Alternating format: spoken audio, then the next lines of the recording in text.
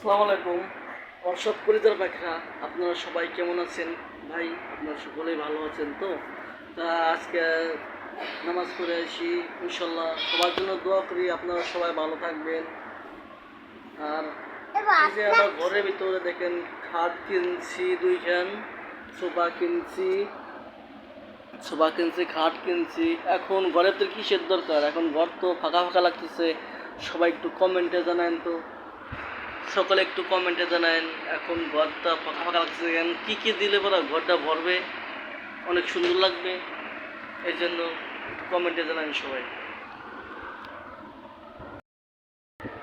আসলে ভাইয়া, আমরা তো সবাই চেষ্টা করি যার যার ঘর সাজানো।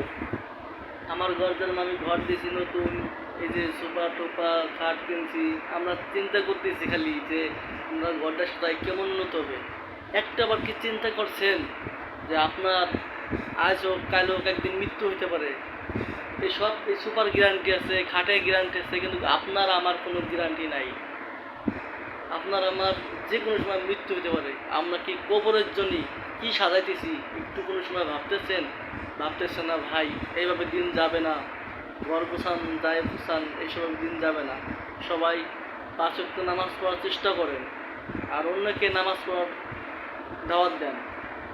এই যে আমাদের বাড়ির কাছে অনেক জায়গায় মসজিদের কন্ডিশন ভালো না। ধরেন একটা ইমামের বেতন 5,000, 3,000, 4,000, এই বেতনটাই আমাদের পাবলিকই দেয় না। এরা কিন্তু ঠিকই ঘর সাজাইতেছে, বাড়ি সাজাইতেছে, একটা পোলাপানের একটা বড় অসুখ হতেছে, ধরে যে ফুটে যাচ্ছে, ডাক্তার হিসেবে দিতেছে, কিন্তু এরা কিন্তু ওই একটা মসজিদের ইমামের বেতন দিতে পারে না, বুঝছেন?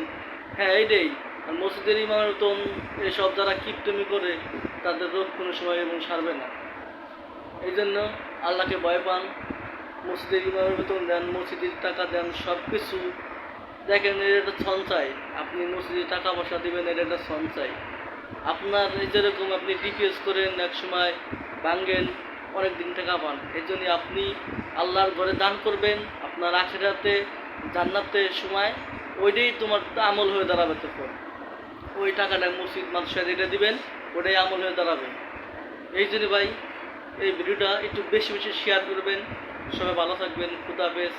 আসসালামু আলাইকুম। সবাইকে ধন্যবাদ ভিডিওটা দেখার জন্য। আপনারই কব লাগছে ভাই, 5 ওয়াক্ত নামাজ পড়ার চেষ্টা করেন, আর নিজে ভালো ভাই তৈরি করেন। মানুষই ভালো তৈরি করতে পারবে না। নিজে একটু বুঝেন, নিজের মাথায় খাটাইয়া নিজে একটু বুঝেন, আর নিজেই অবশ্যই বুঝতে পারবেন যে কেউ কাউকে ভালো করতে পারে না। এই জন্য ভালো হওয়ার মালিক যাক আল্লাহ সবাইকে হিদায়াত দান করুক, আমিন। সবাই ভালো থাকুন। খুদা হাফেজ। ধন্যবাদ সবাইকে ভিডিও দেখার জন্য। এই যে আমার খাট 2 খান, ওই ঘরে একখান উঠে এলাম, এই আর একখান।